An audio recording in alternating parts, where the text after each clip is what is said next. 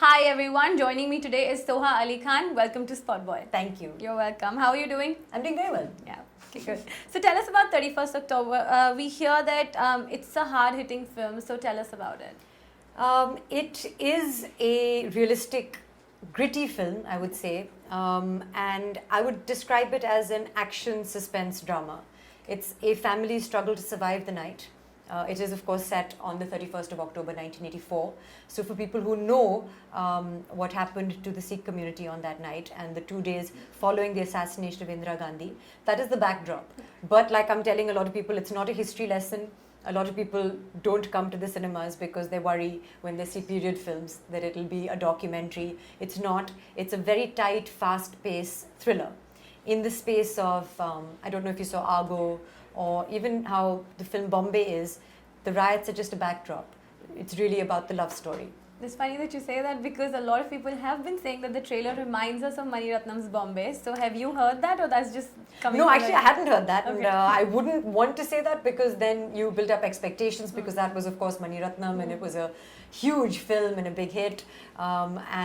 This is a small film. We also do have a national award winning director at the helm, and we have full confidence in the film. But I think we've learned, not to inflate expectations before the release. Yeah, Veer said that's a huge compliment. Yes, yeah, absolutely. Yeah.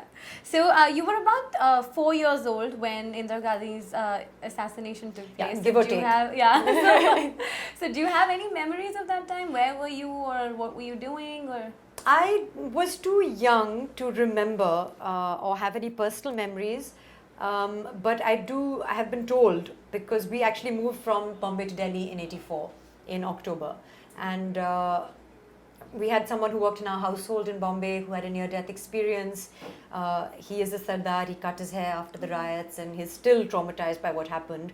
And we come from a small village in Haryana called Patodi, and there were 13 Sikh families there. And on October 31st and November 1st of 1984, all the male members from those Sikh families were taken out of their homes and killed in Patodi. The Gurdwara was also burnt to the ground. People have, of course, horrific stories relating to that day. And there are family friends that I know who have experiences of '84. There are family friends who left the country as well, never to return to India.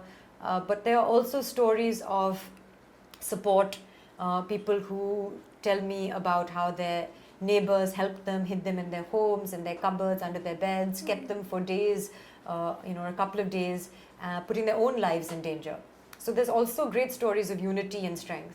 Probably have grown up hearing these stories, or did you just come across them now when you were preparing? No, for I the grew up role? hearing them because I moved to Delhi in 1984, so it was something that stood out then. Now, of course, and also I've studied history as well, so I did know of it academically. But having done the film, I did revisit some of those memories, and I did have chats with people.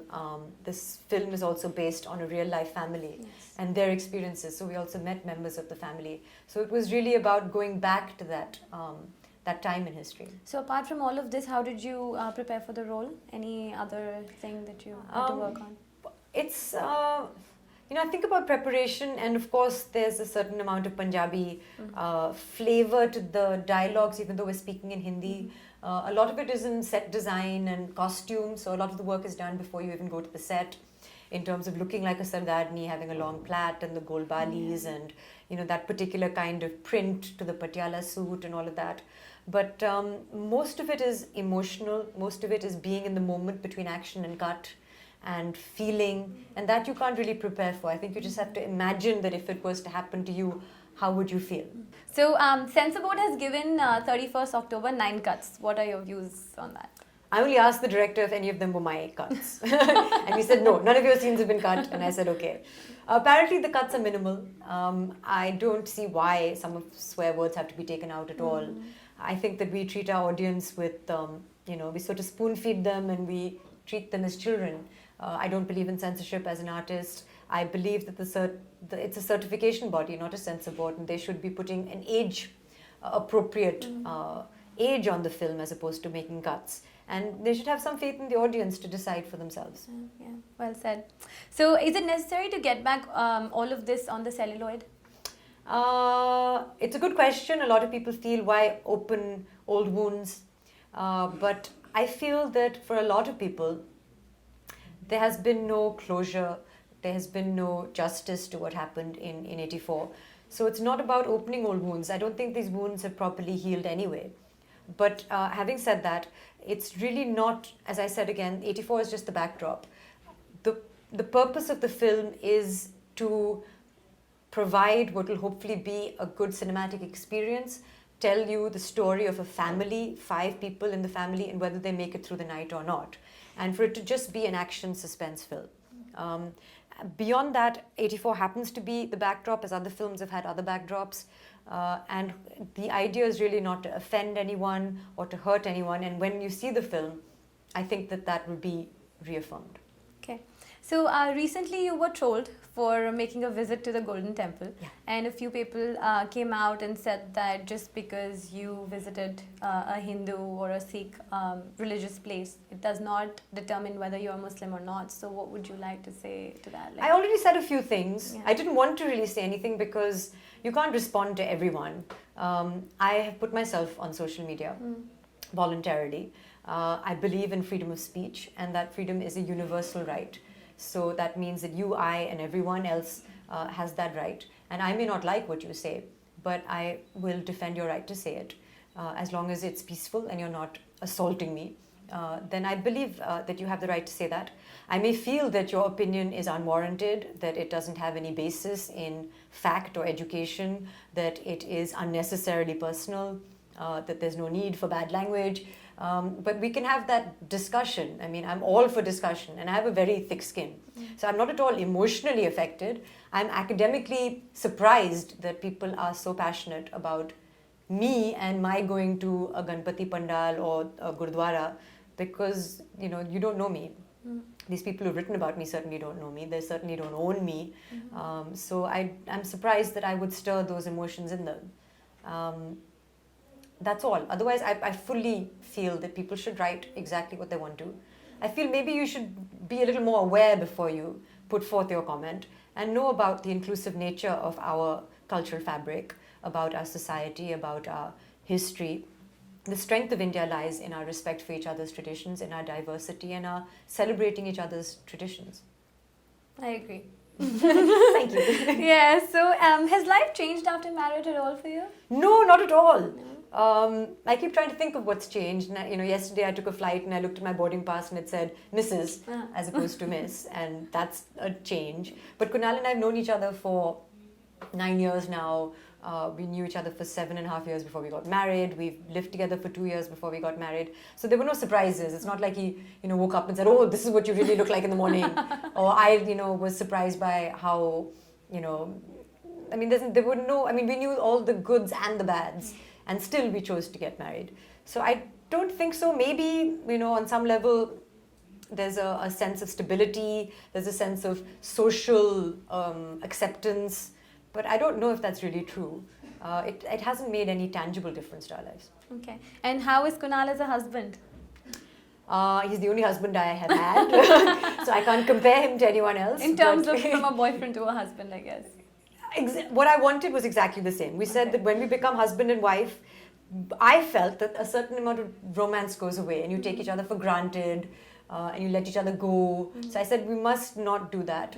And we must treat each other as girlfriend and boyfriend, even though we're husband and wife. Sweet. Yeah, and not take each other for granted. We should go on dates and we should woo each other and we should dress up for each other and we should look after ourselves and be healthy and attractive to each other. All of that matters. Yeah. So we're still girlfriend and boyfriend. Oh. Nice. So what is that one thing that you would not like to change about Kunal? I have a long list for things I want to change. That's next. I love that no matter how serious the situation, he will make me laugh. Okay. He has a wonderful quality about him. He's very entertaining and he has a great sense of humor. And he always makes me feel good about myself. Okay. And one thing that you would like to change? Just one thing. Just one? Yeah. Oh God. I know Okay, you have a list, think. but pick one. I wish that he could eat and talk at the same time. Oh wow. He's one of those, multitasking for boys. Yeah, it's a lot to ask, I know. But when we go out for dinner and it's just the two of us, there's no conversation. because busy he eating. gives all of his attention to the food. And he doesn't know how to make conversation between mouthfuls. Ah. And then I feel like one of those loser couples where like we have nothing to say to each other, which is not true. We have a lot to say to each other. But that just happens after he finishes eating. Okay. So, are you planning any kids or family anytime soon? It's called family planning. It's not called family and media planning.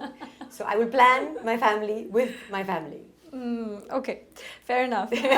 So a kid is on its way Yes. in your family. Yes. So I mean, Karina is expecting. So you want to say something about that, or? I don't know what people expect me to say. I'm excited. People keep asking me, how are you preparing? And is there something I'm supposed to be doing? Like, how do you feel becoming an aunt, I guess? But I feel very excited, but they keep saying कि घर में कौन से preparations हो रहे हैं, तैयारियां कैसे हैं? And I'm like, am I supposed to be doing something as Am a I bua? missing something? Because I don't know. I mean, am I supposed to be knitting a sweater? Even though this child is going to grow up in Bombay. So I don't know. Please tell me if there's something I should be doing. So you know how people have been asking Karina, like, is it a boy or a girl? Does it annoy you? Do you think, I mean, we are still, the society hasn't changed or it needs to change? Or I mean, this is a question I wouldn't even ask a friend of mine. You know, especially when we know in India things like sex selection and gender identification are against the law. It's certainly a line that one doesn't cross. I know the media has the right to ask a lot of questions, but it's a bit intrusive to ask someone what the gender of their child is, or what gender of child they want and things like that. It's not really, I think, a public discussion. Please see it. It's not a history lesson. It's really a pacey thriller. I don't think you'll regret your choice. And it's got some good performances. But at the end of the day, even if you weren't born in 1984, even if you're not interested in what happened in 84, I think you should be. But beyond that, it's still, as Veera said, if you belong to a family, this is a story about a family. Everyone belongs to a family. So you should see it. there you go, guys. Thank you so much. Thank you for your you. time. Such a pleasure talking Thank to you very much. Thank you. Thank you.